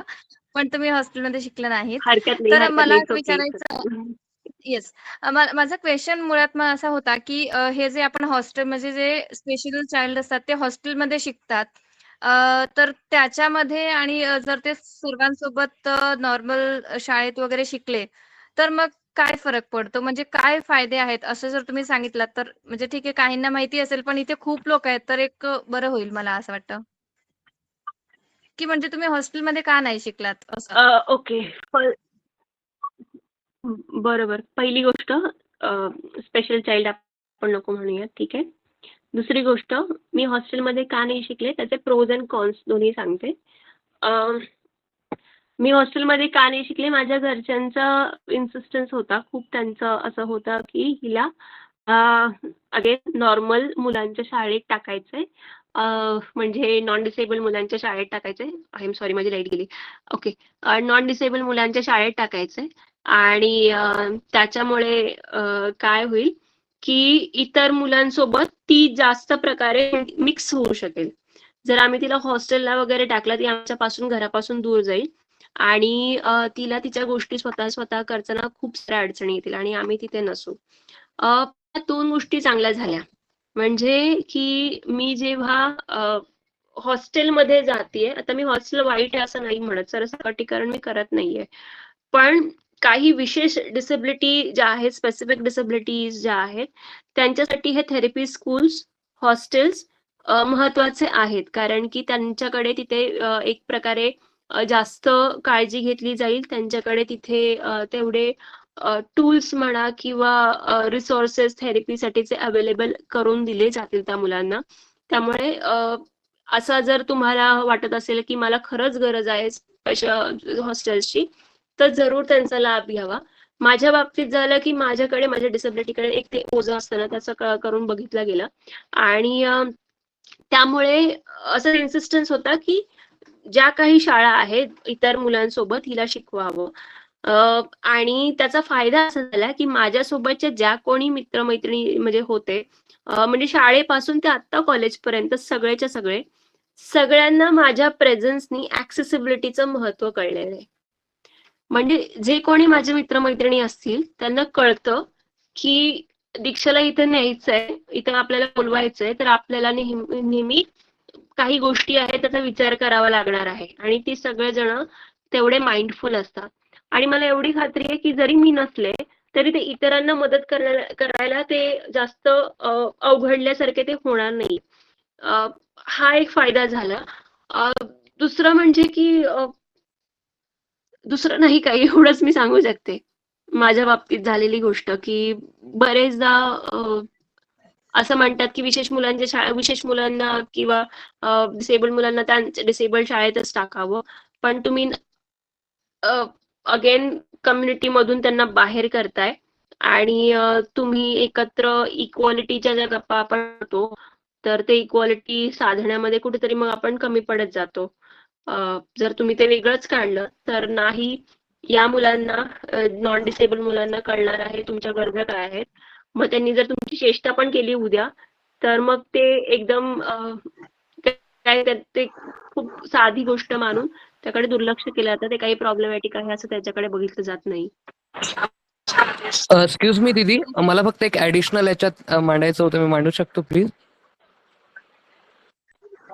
हो बोल ना. हॅलो. माझा पॉइंट असा होता की समजा आता एखादी व्यक्ती देवनागरी लिपीच्या संपर्कात आहे, म्हणजे ती देवनागरी लिपीमधनं अभ्यास करते, त्यांच्यासाठी ठीक आहे, ते एकात्मिक याच्यात तुम्ही जाऊ शकता. पण याच्यासाठी ना एक चांगला सोर्स असू शकतो व्हिज्युअल इम्पेअर्डसाठी, की एकात्मक शिक्षण अनुभव घ्या. पण तत्पूर्वी हॉस्टेलमध्ये काय असतं की तुम्ही तुमचं ज्याला आपण म्हणतो ना की तुम्ही या सिलेबसशी एकरूप होता किंवा तुम्ही तो कंटेंट जो आहे तो तुम्ही फिल करून घेऊ शकता. सो ब्रेल मधनं तुम्ही जेव्हा हॉस्टेलमध्ये जाता सुरुवातीच्या काळात, तेव्हा तुम्हाला ते पण जग कळतं आणि एका ठराविक काळानंतर तुम्हाला नॉर्मल शाळेत पाठवलं जातं. तर अशी एकात्मिक शिक्षण प्रणाली म्हणजे ते पण आणि हे पण, हे जर आपण केलं तर हा पण एक बेस्ट ऑप्शन असू शकतो, असं माझं मत आहे. म्हणजे बरोबर पण मग असेल. ह्यात असं पण होऊ शकतं, पण असं ह्यात पण मग होऊ शकतं ह्या गोष्टी की मग शाळांना सांगितलं जातं की तुम्ही तुमच्या शाळेमध्ये ऍक्सेसिबिलिटीचे मेजर्स करा, ऍक्सेसिबल टॉयलेट्स करा किंवा एक साइन लँग्वेज इंटरप्रेटर शाळेत असलाच पाहिजे, एक स्पेशल नीड्स टीचर असलाच पाहिजे. मग जेव्हा आपण मुलांनाच बाहेर काढतोय, त्यांना सांगतोय की तुमची जागा इथे आहे, तुम्ही हॉस्टेलमध्ये जायला पाहिजे, तुम्ही विशेष मुलांच्या हॉस्टेलमध्ये जायला पाहिजे, म्हणून तुम्ही त्यांना बाहेर काढताय, म्हणजे तुम्ही खूप सहजपणे या ऍक्सेसिबिलिटी, इन्क्लुजन ह्या ज्या गोष्टींची गरज आहे त्यातून तुम्ही बाहेर पडता आणि मग म्हणता की नाही का, अरे आमच्याकडे कोणी मुलगाच किंवा मुलगीच शिकायला येत नाही, मग आम्ही हे कशाला करायचं. ह्या गोष्टी सहज होतात आणि मग जबाबदारी झटकण्यासाठी त्यांना हे कारण एवढंसं पुरेसं होतं, मला असं वाटतं. त्यामुळे जर इन्क्लुजन झालं ना, तर प्रत्येक जण ती गोष्ट करण्यासाठी फोर्सफुली कायद्याअंतर्गत त्यांना ते करावंच लागेल, मॅन्डेटरी होईल आणि तेव्हा कुठे आपण म्हणू शकू की इन्क्लुजन खरंच होतंय, खरंच डायव्हर्सिटी आहे आमच्या वर्कप्लेसमध्ये किंवा स्कूलमध्ये. म्हणजे हे फक्त शाळांमध्येच नाही तर वर्कप्लेस साठी सुद्धा लागू होतात त्या गोष्टी. Thank you so much. ओके, आपण एक शेवट प्रश्न घेऊयात ओंकारचा. हा ओंकार. बोला ओंकार. हो.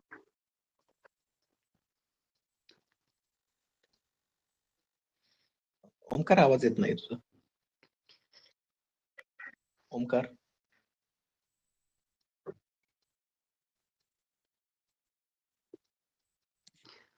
ओमकार.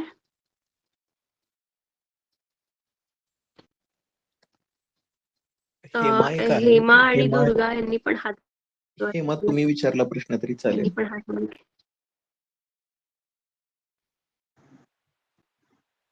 हॅलो. हो. हा. नितीन सर, माझा आवाज येतोय का? हॅलो. हो, येतोय. हा, दिशाताई, मला माझ्या आता आईच्या मोबाईलवर ऍक्सेस होतोय, म्हणून नाव वेगळं आलं असेल. अमित बोलतोय. प्रश्न हम्म. असा होता फक्त एक ओके. 3 गोष्टी, की एक तर जे आपले इथे मित्र आहेत त्यांना सांगायचं होतं, आपले जे व्हॉलंटियर्स साठी आहेत, की बऱ्याचदा काय होतं कुठे कार्यक्रमामध्ये गेलं आणि एखादा व्हिज्युअली इम्पेअर्ड वगैरे असेल, तो गप्पा मारत असेल आणि एखादा साईड व्यक्तीला फोनवर आला किंवा काही कोणी आलं तर ते लगेच निघून जातात. तर मला असं वाटतं जाताना किंवा हे करताना, हे कम्युनिकेशन चालू असताना मी चाललोय, मी इथे आता नाहीये, हे फक्त सांगून जावं. म्हणजे आता काय होतं, बऱ्याचदा व्हिज्युअली जी ब्लाइंड व्यक्ती असते ती बोलत राहते किंवा लक्षात येत नाही. नंबर 2 असा आहे की बऱ्याचदा असं जाणवतं की बरोबर. शेक हँड करताना दिशाताई, मला फक्त मला तुम्ही पण हा याचा जरा तुमच्या अवेअरनेस सेशन मध्ये याचा उल्लेख करा. बऱ्याचदा समाजामध्ये असं दिसतं की ब्लाइंड ओके. व्यक्तीला शेक हँड करताना हे जो आपण नॉर्मल, मी फक्त सोयीसाठी आता म्हणतोय की ते ओळख मी कोण आहे, हे सहज हे केलं जातं. अर्थात ते सहज होतं, पण याच्यामागे बऱ्याच गोष्टी आहेत की ही अशी काही जादू नाहीये किंवा मिराकल नाहीये की ब्लाइंड व्यक्तीकडे की पटकन हे ओळखता येईल. बऱ्याचदा नॉर्मल व्यक्तीला असं एक झालेलं आहे की ब्लाइंड व्यक्तीमध्ये कुठली अशी अभूतपूर्व शक्ती आहे की ती पटकन ओळखू शकेल. तर ते तसं नाहीये. हे हा जो घाणेरडेपणा आहे तो लवकर समाजामधून बाहेर गेला पाहिजे आणि याचा बऱ्याचदा बाहेर त्रास होतो. हे एक फक्त जस्ट ऍड करायचं होतं. आणि दिशाताई, तुम्हाला थोडंसं मी गोंधळलेलो आहे, विचारायचं आहे की हे शब्द बदलून काही विशेष काही होणार आहे का? म्हणजे दिव्यांग किंवा स्पेशली चॅलेंज किंवा हे जी परिस्थिती आहे ती आपण बदलू शकतोय का? त्याच्याने काही बदल होणार आहे का? दिव्यांग किंवा स्पेशल चाइल्ड वगैरे हे जर समाजात म्हटलं जातंय, त्याच्याने काही विशेष फरक पडेल का? आणि तिसरं थोडंसं मला वाटतं वाढतंय, परदेशात आणि आपल्या ह्याच्यात इतका फरक का? की परदेशामध्ये लोक पटकन स्वीकारतात डिसेबल्ड व्यक्तींना, तेवढ्या त्या मानाने आपल्याकडे वेळ लागतोय. हा फरक का झालाय? कदाचित माझं थोडं लांबतंय, पण तुमच्याकडे नाही अपेक्षा. थँक्यू. याचं उत्तर एकच आहे की आपण डिसेबिलिटीला ग्लोरीफाय जास्त गुंततो आहोत, ना की त्याच्यावर काम करण्यात.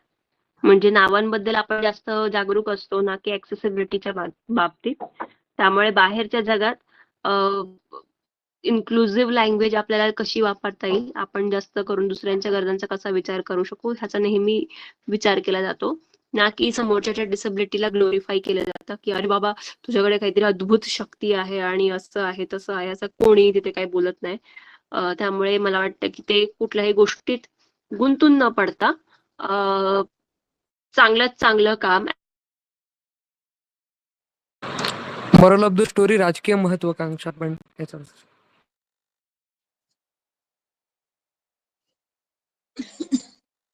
हा, सॉरी सर, ते गुंतून न पडता ते काम करू शकतात. मागच्या काही 1 तासामध्ये खूप प्रोडक्टिव्ह डिस्कशन आणि चर्चा देखील झाली. आपण पुढे देखील या गोष्टींवरती चर्चा करतच राहणार आहोत. ही सिरीजच असेल वेगवेगळ्या सत्रांची. तर मी दिव्याला विनंती करतो की तिने आभार प्रदर्शन करावं. दिव्या.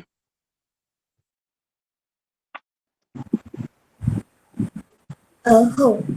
नमस्कार, मी दिव्या थोरात. आणि खरंच आज आपण म्हणजे 2-3 आठवड्यांपासून वाट बघत होतो की जे सेशन आपल्याला हवं होतं, तर ते खरंच आज खूप उत्सुकतेमध्ये पार पडलं. तर दीक्षाताईंचे खूप खूप आभार, की म्हणजे जो उद्देश आपल्याला साधायचा आहे की चला एकमेकांमधील अंतर दूर करू, तर हे नक्की काय, हे या सेशन मधून आपण सगळेजण समजून घेऊयात. तर हे खरंच याची आम्हा सगळ्यांना खूप खूप हेल्प होणार आहे. तर त्यासाठी खरंच खूप खूप थँक्यू. म्हणजे thank you Divya. What we should not do, हे म्हणजे कसं करायचं आणि हे सगळं इतकं छान पद्धतीने समजून सांगितलं. आणि खरंच आपला हे मोलाचं मार्गदर्शन आणि आपला खरंच मोलाचा वेळ आम्हाला दिलात, त्याबद्दल खरंच खूप खूप मनापासून आभार. आणि असेच सेशन आपण ही सिरीज पुढे घेऊन जाणार आहोत. मागच्या वेळी आपलं एक सेशन झालं होतं आणि आता ते होत राहतील. आणि दीक्षाताईंची आपल्याला वेळोवेळी खूप खूप मदत होणार आहे. आणि खरंच मनापासून खूप खूप पुन्हा एकदा थँक्यू सो मच. खूप खूप आभार दीक्षाताई. धन्यवाद. Thank you so much. तुम्हाला काही प्रश्न असतील तर मला डिरेक्टली नंतर रीच आउट करू शकता. सो डोंट वरी, आपण याबद्दल बोलत राहूयात. आणि मी नेहमी फ्रेंडशिप सोशल फाउंडेशन सोबत असणार आहे. मलाच आवडेल उलट इथे जास्त सहभाग द्यायला. सो थँक्यू सो मच आणि सगळ्यांना ऑल द बेस्ट. नितीन, हो. नितीन मी साऊथ कोरियाला गेलेले आणि तिथे मला एक गोष्ट मिळालेली होती आणि जी होती की एक माझ्याकडे मॅप आहे, जगाचा नकाशा, जो की ब्रेल मध्ये आहे. मला माहित नाहीये, म्हणजे माझ्याकडे ते होतं, पण मला असं वाटतं की जर मुलांना काही असं काहीतरी वेगळं अनुभवायचं असेल तर तू ते माझ्याकडून घेऊन शकतोस, मुलांना अनुभवायला जग कसं आहे ते ब्रेल लिपीमध्ये तिथं आहे सगळं मॅपवर. तर जरूर जरूर आवडेल आपण मला. एकदा मुलांना ते दाखवूया. ठीक आहे? चालेल हो, हो. चालेल. थँक्यू दीक्षा. Yes. सगळ्यांना thank you. Thank you so much. Thank you everyone. Thank you.